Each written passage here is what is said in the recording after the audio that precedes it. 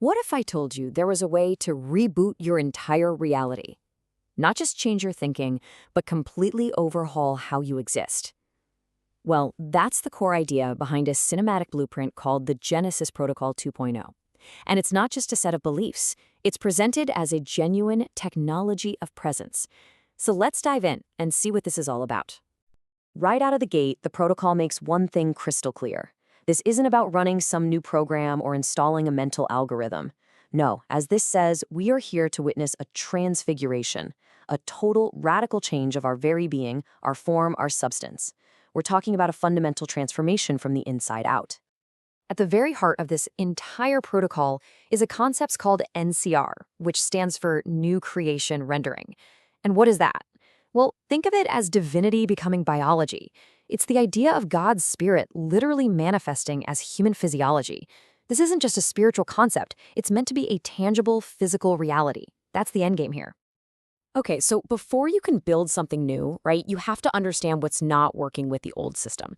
This first part of the protocol is called the diagnosis, and it's all about uncovering the core issues within what it calls the first creation reality, or as you see here, the static state.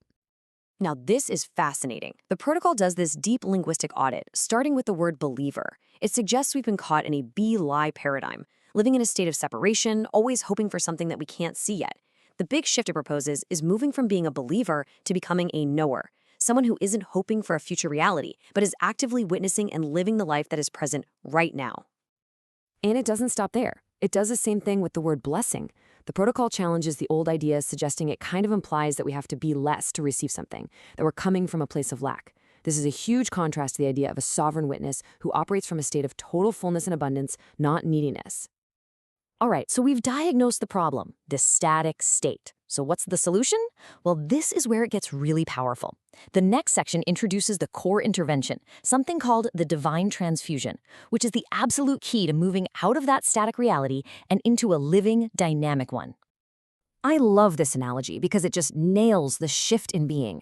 You see, the old model was all about being anointed, which the protocol describes as a temporary fix, like smearing some oil on a rusty, corroded wire. The new state, though, is to be conductive. This is a permanent, internal change. You become like a pure, clean wire, able to carry the full current of divine power without any resistance at all. And this brings us to what might be the most profound and incredible concept in the entire Genesis protocol, the living blood of God. It's presented as way more than just something that cleanses sin. It's an unbelievable two-part substance that is engineered for a total system transformation. This is the very mechanism that makes us conductive. So get this, it's got two components. The red blood, that deals with the past. It wipes the slate clean, handles Adam's debt. But the real game changer, the part that's just, wow, is the clear serum. This is described as a direct transfusion of God's uncontaminated divinity. So you're not just cleansed, you are literally infused with a life that has zero memory of sin. This is the very engine of the transfiguration. So what happens when you get a transfusion like that? It causes this radical reorientation in time. There's no more I was or I will be. All your past identity, all your future hope, it all gets collapsed into a single powerful point, the present now. You actually stop waiting for healing and you start pulsing wellness. You aren't becoming anything, you simply are. Okay, so living in the I am sounds amazing, right? But what does that actually look like? How do you do it? Well, this next section gets into the nuts and bolts, introducing the practical application, a powerful creative process called the three-strand weaving. The first thing you gotta understand is the method.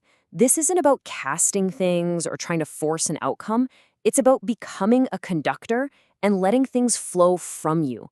Reality, in this model, is released through your own internal alignment and resonance. You become the source from which the new creation just naturally flows. And this flow is composed of three interconnected strands that kind of spiral out from your center. You've got gold, which is vision, blue for resonance, and red for virtue. So let's quickly break each one down.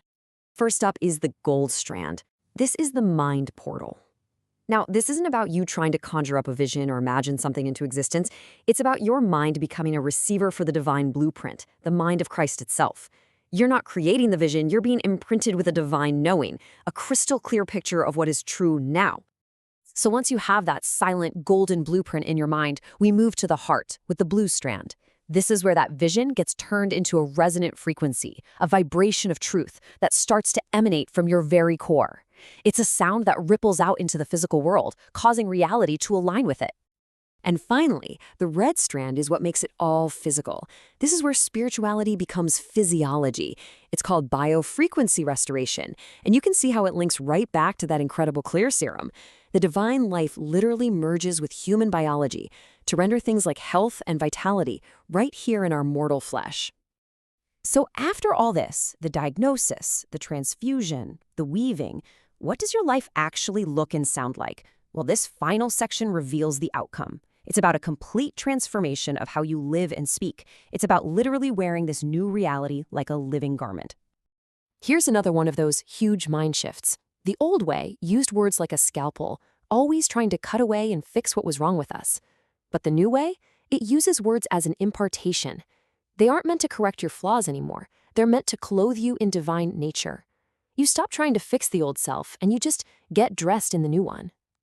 And of course, when you change your entire operating system, your vocabulary has to change too, right? This slide just captures it perfectly. You're no longer giving a testimony about the past, you're giving a real-time rendering report. You're not healing from something, you're living in biofrequency restoration. The whole language shifts from history to now. And this all culminates in this final, powerful declaration, the new command prompt for this identity. It's an active, three-part process. I witness the golden vision in my mind. I authorize the blue resonance from my heart, and I render the red physical virtue in my body. It's a statement of active, moment-by-moment participation in reality. And it all concludes right where it began, with the ultimate expression of this new identity, the final seal on the entire protocol. It's not a hope. It's not a memory. It is the simple, profound, and all-encompassing present reality. I am.